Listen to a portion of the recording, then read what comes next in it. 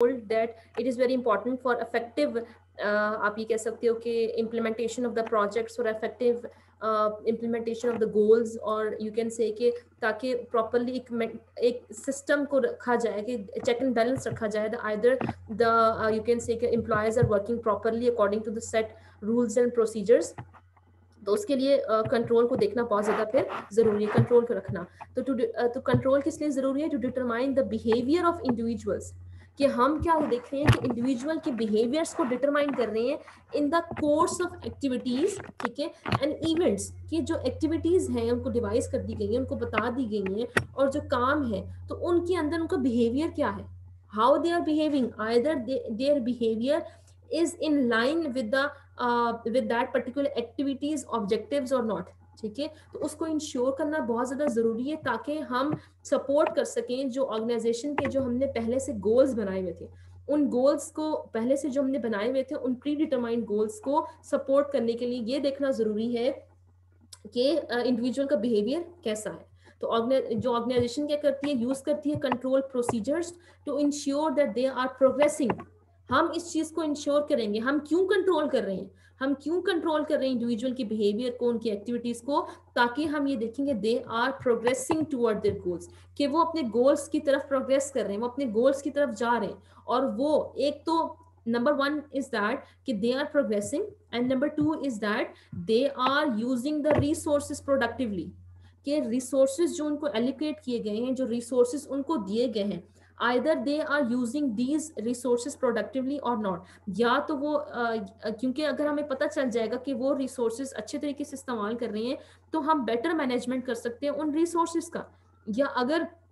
हम कंट्रोल नहीं करेंगे तो हमें पता ही नहीं चलेगा कि हमारे रिसोर्सेज किधर जा रहे हैं, हमारे फाइनेंशियल रिसोर्सेज हैं, हमारे मटेरियल रिसोर्सेज हैं. If we will not take into consideration कि where our resources are being you can say utilized, तो हम तब तक प्रॉपरली फिर अपने गोल्स को अचीव नहीं कर पाएंगे. तो control is the vital last link, last vital link in the management process. ये बहुत ही इंपॉर्टेंट लिंक है, इंपॉर्टेंट यू कैन से द प्रोसेस है इस मैनेजमेंट के प्रोसेस में. इफेक्टिव जो मैनेजर है वो किस चीज़ को इंश्योर करेगा कि जो प्लान्स हैं वो फॉलो हो रहे हो, ठीक है, कि जो प्लान बनाए थे क्या वो प्लान फॉलो हो रहे हैं या नहीं, या गोल्स अचीव हो रहे हैं या नहीं अचीव हो रहे हैं. Managers involve in the process of control, कि वो जो मैनेजर्स होते हैं वो इस कंट्रोल का जो प्रोसेस है उसके हर स्टेप पे इन्वॉल्व हो रहे होते हैं. वो हर लेवल को चेक कर रहे होते हैं, हर एक्टिविटी को देख रहे होते हैं, हर डिपार्टमेंट के लेवल को देख रहे होते हैं, आइदर वो ह्यूमन रिसोर्स डिपार्टमेंट है, फाइनेंस डिपार्टमेंट है, मीडिया डिपार्टमेंट है, प्रोजेक्ट डिपार्टमेंट है, आप ये कह सकते हैं कम्युनिकेशन डिपार्टमेंट है, और जितने भी उसके फिर अंडर डिफरेंट सेक्शंस बने होते हैं. तो हर डिपार्टमेंट और हर सेक्शंस को वो फिर क्या कर रहे होते हैं, वो चेक कर रहे होते हैं. अब कंट्रोल का नेचर क्या है, ठीक है, it is the regulatory task of management, it is correlating actions with the plans. हमने ये देखना होता है कि क्या जो एक्शंस हमने बनाए, जो एक्शंस लिए जा रहे हैं, जो एक्ट किए जा रहे हैं, जो एक्टिविटीज अंडर वे हैं, जो काम किए जा रही हैं, क्या वो एक्टिविटीज वो एक्शंस प्लान के मुताबिक हैं या नहीं है. गाइडिंग द एग्जीक्यूशन, अब जो एक्शंस प्लान्स बनाए थे उन प्लान को हमने एग्जीक्यूट कैसे करना है, उन प्लान्स के ऊपर हमें अमल दरामद कैसे करना है, तो उसके प्रोसेस को, इस चीज को भी क्या करते हैं, हमें फिर गाइड करते हैं. measuring performance by monitoring progress towards attaining particular goals. हम परफॉर्मेंस को भी फिर मैयर किया जाता है. अब परफॉर्मेंस को कैसे मैयर किया जाएगा कि जब हम ये देखेंगे कि आइदर हमारा जो 5 साल का प्रोजेक्ट था, तो जो 5 साल का प्रोजेक्ट था अब हमारा हाफ टाइम पीरियड कंप्लीट हो गए, तो क्या हमने अपने हाफ गोल्स को अचीव किया या नहीं, या जो 50% जो हमारा काम था वो हमारा हो चुका है या नहीं हो चुका. तो we are measuring the progress, कि हमारी प्रोग्रेस आइदर हमारे उस गोल्स के मुताबिक चल रही है या नहीं हो रही. अब इसका फायदा क्या होता है, इफ वी आर चेकिंग कि हमारे प्लान्स, हमारे एक्शंस हमारे प्लान के मुताबिक हों, हम इन प्लान्स को इम्प्लीमेंट करने में अपना रोल प्ले कर रहे हों, हम क्या कर रहे हैं कि परफॉर्मेंस को मैयर कर रहे हैं, तो इसका फायदा क्या है, ताकि कि in order to find out कि either if we are unable to achieve our targets in a particular time period, तो हम हमारे उस रास्ते में अगर हमारे पास कोई रुकावटें हैं, कोई हर्डल्स हैं, कोई इश्यूज हैं, तो हम उन एरर्स को रिमूव कर सकें, ठीक है, ताकि हम स्टेप लें to steps to rectify errors, ठीक है, तो हम उन एरर्स को हम देख सकें, चेक कर सकें, और हम फर्दर अगर उससे रिलेटेड या उस जैसे अगर कोई और एरर आ सकते हो तो उनको हम पहले ही आइडेंटिफाई करके पहले ही उनको रिमूव कर सकें। In this final control stage management effort is evaluated, कि मैनेजमेंट की जो एफर्ट होती है उसको हम इवेलुएट करते हैं। अच्छा, इसका ये जो कंट्रोल सिस्टम है, कंट्रोल सिस्टम बना हुआ है, ये मैनेजमेंट को क्या बताता है? ये 3 आप इंपॉर्टेंट कह सकते हैं कि ये जो इसके सिचुएशंस हैं ये इनको आइडेंटिफाई करते हैं। क्या सिचुएशन है? कि activities are proceeding according to plan, कि आपने कंट्रोल सिस्टम लगाया, उस कंट्रोल को आपने चेक एंड बैलेंस किया अपने किसी प्रोजेक्ट को या अपने स्टाफ की एक्टिविटीज को किसी प्लान के मुताबिक जो हो रही थी, तो आपको ये पता चला कि एक्टिविटीज जो चल रही हैं वो प्लान के मुताबिक ही चल रही हैं, तो आप फिर क्या करोगे कि एग्जिस्टिंग प्लान में भी कंटिन्यू, कि जो प्लान जिस तरह चल रहा है वो फिर उसी तरह चलता रहेगा, वो कंटिन्यू रहेगा, तो आप उसको जारी रखोगे। फिर क्या है कि अगर activities are not proceeding to plan, कि अगर एक्टिविटीज आपके प्लान के मुताबिक नहीं है तो आप क्या करोगे, फिर उस प्लान को एडजस्ट करोगे, या तो आप उस प्लान को एडजस्ट करोगे या आप प्लान को एडजस्ट किए ना, तो उस प्लान के एडजस्टमेंट हो सकता है आप एक्टिविटीज को थोड़ा सा इंप्रूव करो, रिसोर्सेज और लगा दो, या आप लोगों की जो जिम्मेदारी है उनको थोड़ा सा चेंज कर दो, या उनको कोई पर्टिकुलर स्किल्स दे दो, ताकि जो प्लान है आपका वो जो स्टार्ट हुआ था वो आप उसको कामयाबी से चला सको। This situation and the environment have changed. Control system से आपको ये भी पता चल सकता है कि जो एनवायरनमेंट है, जो सिचुएशन है वो चेंज हो गई है, ठीक है, कि अगर हम कहते हैं कि कोविड की वजह से एक प्लान चल रहा था एक किसी भी एनजीओ का, तो लेकिन क्या हुआ कि वो नई सिचुएशन आ गई ना, उन्होंने कंट्रोल देखा, उन्होंने सिस्टम को चेंज किया, उनको ये पता चला या ये चेक किया उन्होंने कि अब जो सिचुएशन है या जो इन्वायरमेंट है वो तब्दील हो गया। तो जब उनको कंट्रोल के प्रोसेस में ये पता चला कि ये इन्वायरमेंट तो वैसा रहा ही नहीं, ये सिचुएशन तो वैसे रही नहीं, तो वो क्या करेंगे, it will help the NGO और the organisation to plan a new to devise a new plan, ठीक है। एक तरफ तो हमें ये पता चलता है कंट्रोल प्रोसेस से कि जो हम प्लान कर रहे थे वो सही जा रहा है, तो हम फिर उस एक्शन को, उन एक्टिविटीज को फिर आगे कंटिन्यू करते हैं। दूसरी तरफ ये होता है कि हमें ये भी पता चल सकता है कि हमारी एक्टिविटीज सही नहीं जा रही, तो हम क्या कर सकते हैं कि उस प्लान को चेंज कर सकते हैं। तीसरी ये सिचुएशन हो सकती है कि हमें ये पता चल सकता है इस कंट्रोल के प्रोसेस की वजह से कि एनवायरनमेंट या जो सिचुएशन थी वो तब्दील हो गई है। तो जो एनवायरनमेंट या सिचुएशन तब्दील हुई उसकी वजह से क्या बना कि हमने फिर नया प्लान डिवाइस कर दिया।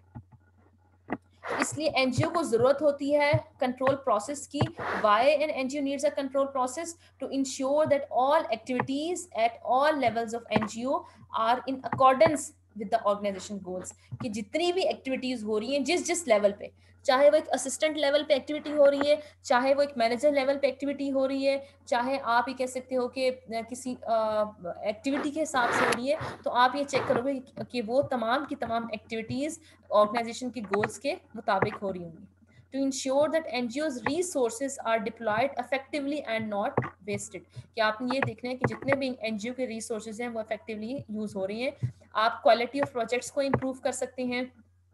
आप हेल्प आउट हो सकता है इस एनजीओ को कि अगर कोई चेंज आ रहा है तो उस चेंज को, या कोई अनसर्टेन सिचुएशन आ गई है तो उसके कैसे वो डील कर सकें। To coordinate people working for the organisation to eliminate errors, कि क्या करेंगे कि लोगों को कोऑर्डिनेट कर रहे हैं, लोगों को इकट्ठा रख रहे हैं, ताकि अगर कोई एरर्स आ सकते हैं, कोई इश्यूज आ सकते हैं तो उन इश्यूज को रिजॉल्व किया जाए। To facilitate delegation and team work, अब कंट्रोल की वजह से ही क्या होगा, ये डेलीगेशन के प्रोसेस को सपोर्ट करेगा और टीम वर्क के जो प्रोसेस है उसको फिर सपोर्ट करेगा ये कंट्रोल का प्रोसेस। अब कंट्रोल के प्रोसेस होगा कैसे? What will be the steps, what will be the process? तो number 1 step is that establish standards of performance. अब हमने स्टैंडर्ड बना दिए, अब हमने ये लेवल बना दिए कि अगर कोई परफॉर्मेंस होगी, कोई काम अगर आपने करना है तो आपने इतने % इस तरह से काम करना है। तो जब हमने क्या बना दिया है, ये हमने परफॉर्मेंस स्टैंडर्ड बना दिए, मतलब एक्सपेक्टेड परफॉर्मेंस आपने बता दिए। आपने सबको ये क्लियर कर दिया है कि अगर इस एनजीओ में किस टास्क आपने ये करना है, ये जो प्रोजेक्ट करना है, तो इस प्रोजेक्ट के लिए आपने ये वाला टास्क ऐसे करना है, ठीक है। तो जब परफॉर्मेंस आपकी एक्सपेक्टेड होगी ना कि आपसे ये मुतवक्की किया जा रहा होगा कि आपने इस तरह से परफॉर्म करना है, तब जाके फिर हर कोई उसी तरह से एक्ट करेगा। Over a period of time, actual performance is monitored against the project standard. अब इस टाइम पीरियड जैसे जैसे चेंज होता जाएगा तो आप क्या चेक करोगे कि एक्चुअली लोग काम क्या कर रहे हैं,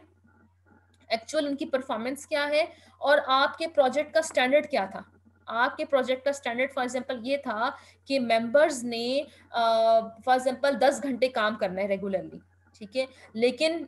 दिस इज एन एग्जांपल। लेकिन क्या हुआ कि जब आपने मॉनिटर किया तो आपने ये देखा कि जो मेंबर्स थे वो 10 तो क्या, वो 8 तो क्या, 7 तो क्या, वो 5 घंटे में प्रॉपरली काम नहीं कर रहे। तो जो 10 घंटे काम करने का क्या था, this was the expected performance standard कि उन्होंने इस तरह से काम करना था। तो इसलिए क्या होगा कि हेल्प आउट कर रहा होता है, हमें भी पता चल जाएगा, हम फैसिलिटेट करेंगे। इस जब हमें ये पता चल जाएगा कि ये हमारे जो स्टैंडर्ड्स हैं, हो सकता है इस टाइम पीरियड में हमें ये अंदाजा हो जाए कि हमारे स्टैंडर्ड्स बहुत हाई थे, 10 घंटे हमने जो स्टैंडर्ड बनाया था परफॉर्मेंस का ये बहुत ज़्यादा था। तो हम क्या करेंगे, इसको फिर चेंज कर सकते हैं ताकि हमारा फिर जो एनजीओ के जो प्रोजेक्ट के साथ है उसके साथ फिर वो डील करें। इस टाइम पीरियड में हम क्या इंक्लूड कर सकते हैं कि हम उनको ट्रेनिंग्स भी दे सकते हैं, पर्सनल ट्रेनिंग प्रोग्राम्स भी दे सकते हैं ताकि उनकी डेवलपमेंट हो सके। ओके फिर सेकंड स्टेप क्या है कि मेजरिंग एक्चुअल परफॉर्मेंस। ठीक है, पहले हमने स्टैंडर्ड सेट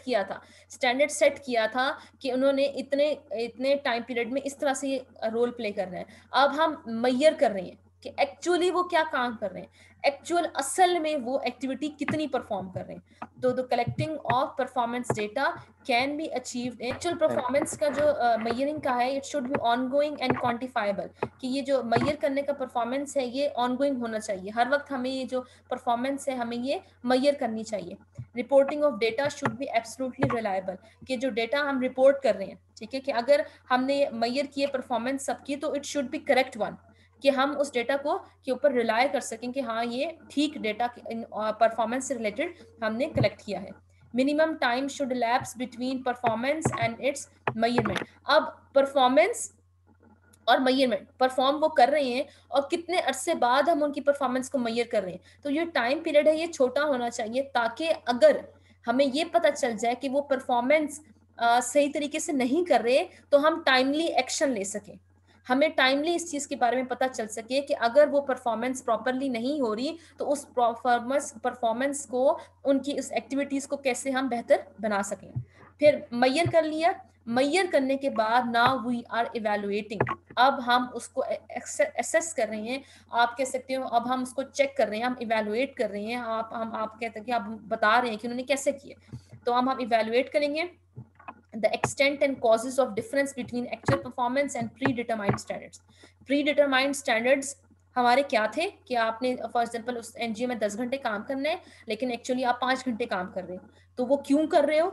तो you will understand the causes, you will find out the causes, आप उसके पीछे आप कॉजेज को भी अंडरस्टैंड करेंगे और आप उन स्टैंडर्ड्स को भी आइडेंटिफाई करेंगे। When the actual performance greatly exceeds the performance standard, कि स्टैंडर्ड क्या था और आप ये कह सकते हो कि